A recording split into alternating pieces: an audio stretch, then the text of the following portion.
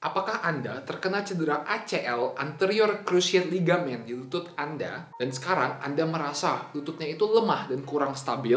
Jika iya, tonton video ini lebih lanjut karena saya akan menjelaskan dan mencontohkan gerakan-gerakan rehabilitasi yang bermanfaat untuk kasus cedera lutut ACL ya. What is going on semua and welcome back to Indo Physio. Di video ini saya bakal mencontohkan gerakan-gerakan rehabilitasi yang bermanfaat untuk rehabilitasi cedera ACL atau anterior cruciate ligament. ACL adalah ligamen di lutut Anda yang berfungsi untuk menjaga stabilitas lututnya.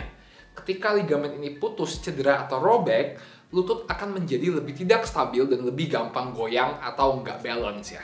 Maka dari itu, kunci dari rehabilitasi cedera ACL adalah meningkatkan kekuatan otot-otot di sekitar lututnya sehingga meskipun ligamennya sedikit robek, meskipun ligamennya cedera, ketika ototnya kuat, lutut bisa menjadi tetap stabil dan aman ya.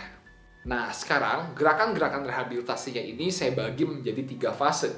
Fase 1, fase 2, dan fase 3. Fase 1 itu ketika baru banget cedera, masih bengkak dan masih sakit banget, sulit digerakin. Fase 2 itu rasa sakit udah minimal, aktivitas sehari-hari udah oke, tapi tenaganya belum balik. Dan fase 3 di mana aktivitas sehari-hari udah aman, nggak ada sakit, tapi Anda mau balik ke olahraga ya. Jadi kita bagi menjadi 3 tahap. Dan pilihlah gerakan-gerakan yang sesuai dengan kondisi Anda. Apakah Anda di fase 1 masih sakit banget, sulit gerak baru cedera? Ataukah Anda di fase 2 di mana udah bisa mulai gerak tapi belum optimal? Atau Anda di fase 3 di mana gerakan semua udah bisa, tinggal mau balik ke olahraga, gerakan-gerakan yang lompat-lompat ya? Di fase 1 ini, itu kan lututnya masih sakit dan gerak masih susah. Jadi semua exercise-nya itu bakal lumayan simple dan tujuannya adalah meningkatkan kapasitas geraknya, mengurangi bengkak, dan mengaktifkan kembali otot paha dan pantatnya ya. Jadi pastikan ketika ngelakuin gerakan-gerakan ini, jangan dipaksa sampai sakit, cukup lakukan semampunya tanpa sakit ya. Gerakan pertama adalah hamstring stretch plus ankle pump yang berfungsi untuk meningkatkan kapasitas gerak lutut dan mengurangi bengkak. Anda mau tiduran, angkat kaki lurus ke atas bangku, kemudian gerakan ankle Anda maju mundur. Oke, Anda mau menahan posisi ini selama 1 menit dan ankle-nya digerakkan terus secukupnya ya. Nah, ketika ngelakuin gerakan ini, pastiin jangan sampai berasa sakit, cukup berasa ketarik dikit di paha belakangnya. Semakin nyaman, Anda bisa angkat kakinya lebih tinggi dan lebih lurus. Semakin nggak nyaman atau semakin nyeri, nggak usah tinggi-tinggi, pendek-pendek aja dan nggak usah terlalu lurus ya. Gerakan kedua adalah gerakan end range knee extension yang berfungsi untuk melatih dan mengaktifkan otot paha dan meningkatkan kapasitas gerak. Jadi Anda mau taruh semacam bantal atau guling atau apapun di bawah lutut seperti ini, dan kemudian gerakannya adalah meluruskan lutut ke atas dan diulangi sebanyak 15 kali, dilakukan 3 set atau 3 kali pengulangan. Ketika ngelakuin gerakan ini, Anda mestinya berasa otot pahanya kencang dan aktif ya di bagian ini, di paha depan. Ingat, jangan sampai sakit, luruskan lutut Anda semampunya ke atas ya. Gerakan ketiga adalah gerakan isometric quadricep. Jadi Anda mau taruh anduk di bawah lutut seperti ini ya. Dan kemudian Anda mau lututnya menekan anduknya ke bawah, nggak usah kencang-kencang dan tahan kontraksi ini selama 10 detik, diulangi 6-8 repetisi. Ketika Anda menekan handuknya ke bawah dengan lutut, Anda mestinya berasa dan ngeliat nih, otot paha depannya itu jadi kencang ya. Jadi tujuan dari exercise ini adalah mengaktifkan kembali otot pahanya supaya lututnya tambah stabil dan tambah kuat. Ingat, neken lututnya ke bawah itu nggak usah kencang-kencang, senyamannya aja. Yang penting Anda merasakan kontraksi atau kencang di otot paha depannya ya. Gerakan ketiga adalah side lying hip abduction yang berfungsi untuk mengaktifkan kembali otot pantat. Anda mau tiduran seperti ini dan kemudian Anda mau naikkan kakinya ke atas seperti di video ini dengan telapak kaki yang menghadap ke depan. Ketika ngelakuin ini, Anda mestinya berasa otot pantatnya kencang. Kenapa penting mengaktifkan otot pantat? Karena semakin aktif otot pantat, semakin sedikit atau rendah beban yang diterima lutut sehingga lutut bisa lebih recover ya. Ulangi 8-12 repetisi, 2-3 set ya. Sekarang kita lanjut ke fase kedua, di mana gerakan sehari-hari udah nggak sakit, tapi ototnya lemah, sehingga kalau kecapean dikit dia mulai sakit ya. Nah, jadi di fase 2 ini tujuan kita adalah mengembalikan kekuatan dari otot-otot di sekitar lututnya, paha depan, paha belakang, dan otot pantat ya. Berikut adalah latihannya. Gerakan pertama adalah gerakan squat yang sangat bagus untuk melatih otot-otot di bagian tubuh bawah Anda. Ketika Anda mulai ngelakuin squat, turun ke bawahnya nggak usah jauh-jauh dulu, nekuk lututnya nggak usah jauh-jauh dulu, senyamannya aja, dan pastikan tanpa rasa sakit ya. Seiring Anda udah mulai nyaman, Anda bisa turun lebih bawah dan lebih bawah lagi sampai ke bawah banget ya. Ulangi 8-15 repetisi sebanyak 2-3 set. Jika Anda sudah nyaman squat sampai bawah, Anda juga boleh menambahkan beban dengan cara memegang bebannya di depan badan Anda, atau Anda bisa juga menggunakan barbel di belakang tubuh Anda ya. Gerakan kedua adalah gerakan lunges. Gerakan ini sangat bagus untuk melatih keseimbangan, stabilitas lutut, otot paha depan, dan otot pantat. Jadi sama seperti squat, ketika Anda mulai melakukan lunges, turunnya nggak usah jauh-jauh dulu, cukup turun sedikit ke bawah. Kuncinya di sini adalah tanpa rasa sakit dan lutut harus selalu sejajar dengan telapak kaki, jangan masuk ke arah dalam ya. Seiring Anda udah mulai nyaman, Anda bisa turun lebih bawah seperti ini ya. Ulangi 8-12 repetisi, 2-3 set. Ingat, ketika sudah nyaman, Anda boleh menambahkan beban dalam melakukan gerakan ini ya.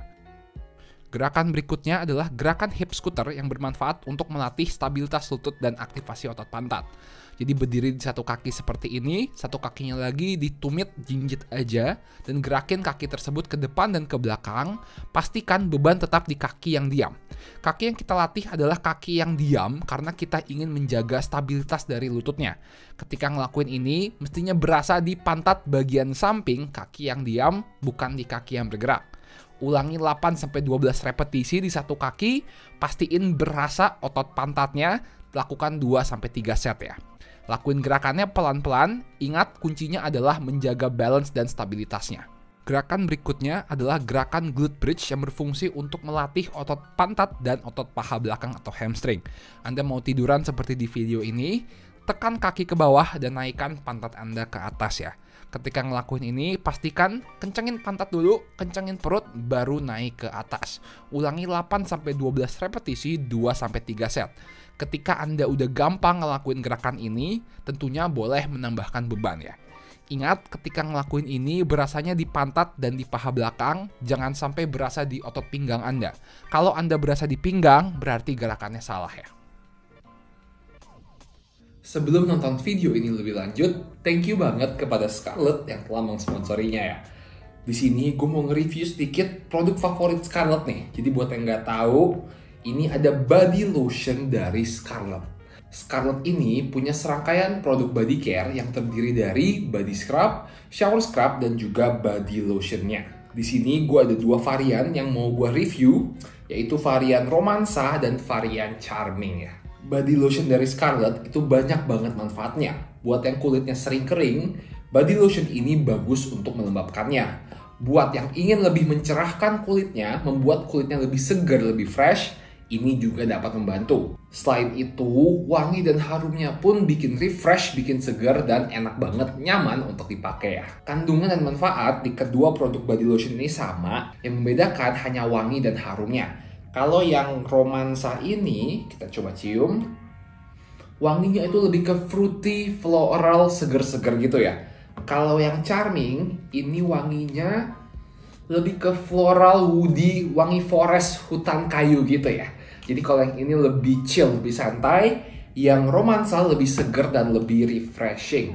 Nah, kalau dari segi teksturnya nih, si lotion ini itu halus banget, lembut banget, enak banget untuk dipakai di kulit. Pakainya juga gampang, tinggal diusapin secara merata di bagian yang ingin dicerahkan atau di bagian yang kering. Kalau gua itu bagian yang keringnya seringnya di bawah siku sini, jadi biasa gua usapin di sini ya. Ini adalah close up look-nya, jadi tekstur si romansa maupun varian charming ini semuanya sama, teksturnya sama-sama lembut, fungsinya sama, dan kandungannya pun sama, mengandung glutathione, vitamin E, dan niacinamide. Yang membedakan hanyalah wangi atau harumnya ya. Nah, dari kedua produk ini, gue suka dua-duanya, dan gue makainya itu di occasion yang berbeda. Kalau yang romansa, ini kan lebih fruity, lebih refreshing. Biasa gue demennya pakai pas pagi-pagi, pas kerja, biar segar dan semangat. Kalau yang charming, ini kan lebih nyantai gitu, lebih chill wanginya. Jadi gue biasanya pakai kalau malam-malam ketika udah kelar kerja atau ketika mau nyantai ya. Nah sekarang tentunya kalau bisa gue rekomen dua-duanya, tapi kalau kalian harus milih satu, gue rekomen yang romansa ini ya, karena lebih segar, lebih refreshing, enak dipakai pagi-pagi ketika kerja supaya lebih segar dan pikiran lebih jernih dan semangat. Nah bagi kalian yang ingin menjaga kelembapan kulit dan mencerahkan kulit, boleh banget dicoba produk body lotion Scarlett ini ya. Kalau gue biasanya pakai ini pagi, siang, sore supaya kulitnya lebih lembab ya. Jangan lupa kalian juga bisa cek produk body care Scarlett lainnya, yaitu ada body scrub dan ada shower scrubnya juga ya. Dengan kombinasi 3 produk ini, kecerahan kulit dan kelembapan kulit akan terjaga dengan optimal. Semua produk ini seharga Rp75.000. Jika kalian ingin beli, bisa cek langsung di Shopee-nya Scarlett, Instagram, Line, dan WhatsApp-nya Scarlett ya. Oke, silakan dicoba. Setelah fase 2 selesai, kita ke fase 3, di mana di fase ini udah nggak ada rasa sakit, kekuatan udah balik, tapi kita ingin mengembalikan power, kecepatan dalam berolahraga ya. Jadi semua gerakan di fase 3 ini itu banyak melompat, dan pastikan sebelum memulai fase 3, strength di kaki yang cedera udah sama dengan strength di kaki yang sehat ya. Oke, berikut gerakan-gerakan di fase 3. Gerakan pertama adalah gerakan squat jump, jadi sama seperti sebelumnya, Anda mau squat ke bawah, tapi kali ini kita mau melompat ke atas dan landing seperti ini ya. Ketika ngelakuin ini dan landing, pastikan landingnya itu nggak keras-keras suaranya, landingnya suaranya soft, dan lutut selalu sejajar dengan telapak kaki ya. Ulangi 8-12 repetisi, 2-3 set. Gerakan berikutnya adalah gerakan jumping lunges, jadi sama seperti lunges biasa, tapi ketika naik kita langsung lompat dan mendarat di kaki yang satunya ya. Ulangi 8-12 repetisi, 2-3 set. Ingat, pastikan ketika mendarat, lutut selalu sejajar dengan telapak kaki, tidak masuk ke area dalam ya. Gerakan berikutnya adalah gerakan hopping on the spot seperti di video ini, jadi kita ingin jinjit dan melompat-lompat di tempat ya. Lakukan sekitar 20-30 lompatan, istirahat, ulangi 2-3 set ya. Gerakan berikutnya adalah gerakan side hop atau cutting, jadi kita ingin lompat ke samping dan mendarat dengan lutut tersebut ya. Jadi lompat dan mendarat dengan lututnya, dan pastikan ketika mendarat Anda stabil, balance dan nggak jatuh, dan lutut sejajar dengan telapak kaki Anda. Ingat di sini kita kuncinya adalah stabilitas dan balance-nya, nggak usah cepet-cepet, tapi pastikan tiap mendarat Anda stabil dan balance.